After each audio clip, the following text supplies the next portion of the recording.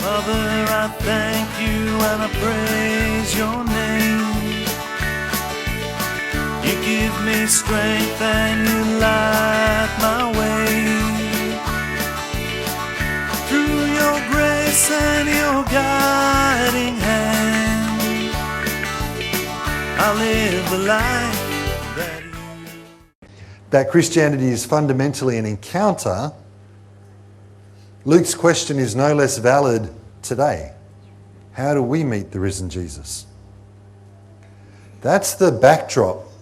That's the context for the story of the disciples on the road to Emmaus.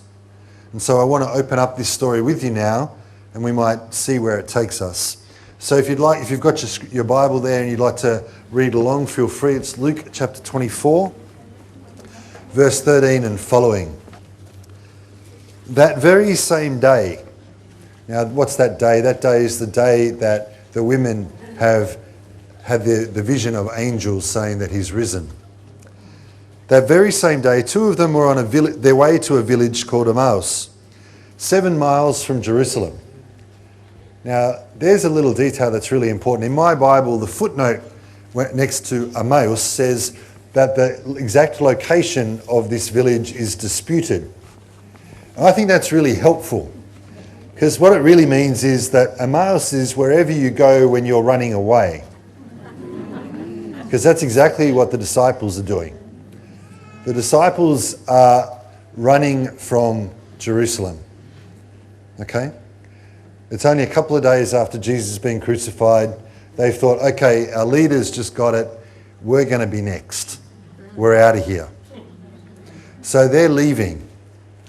Now remember, this story is not just a story of once upon a time, it's your story. So Emmaus is wherever you go when you're running away. And they were talking about all that had happened. So picture the scene. They're walking quickly, maybe with a nervous glance behind them to make sure that nobody's actually following them. And in furtive kind of tones, they're saying, you know, we thought he was the guy. We thought he was the one. And can you believe that happened? You can imagine them revisiting the details of the previous couple of days. So as they're talking about Jesus, the story goes on, Jesus shows up. As they talked this over, Jesus himself came up and walked by their side. But something prevented them from recognizing him. Something very profound here, my friends.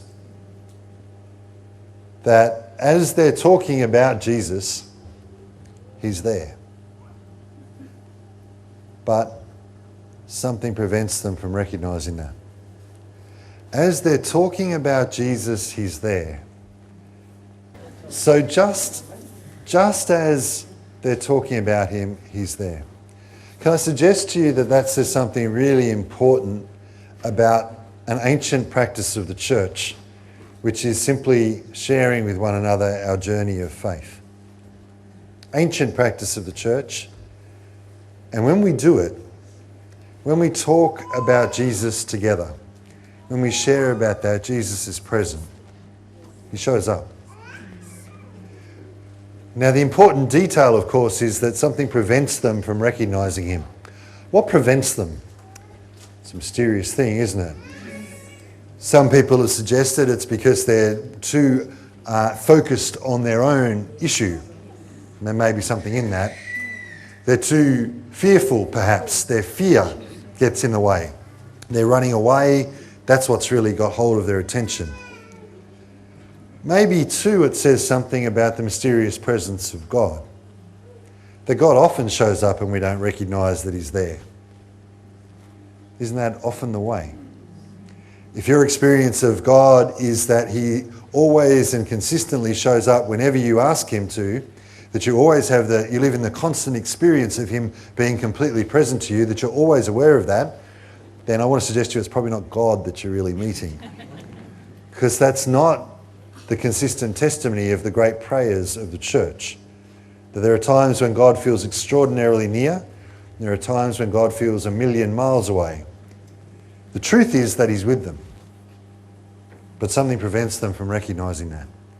And so that's true of us. The truth is that he's with us, but something often prevents us from recognizing that. It might even just simply be the mystery of who God is and the mystery of our humanity.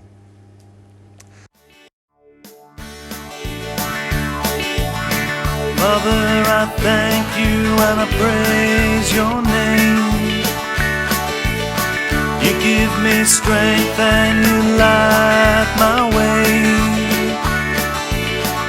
Through your grace and your guiding hand, I live the life that you have planned.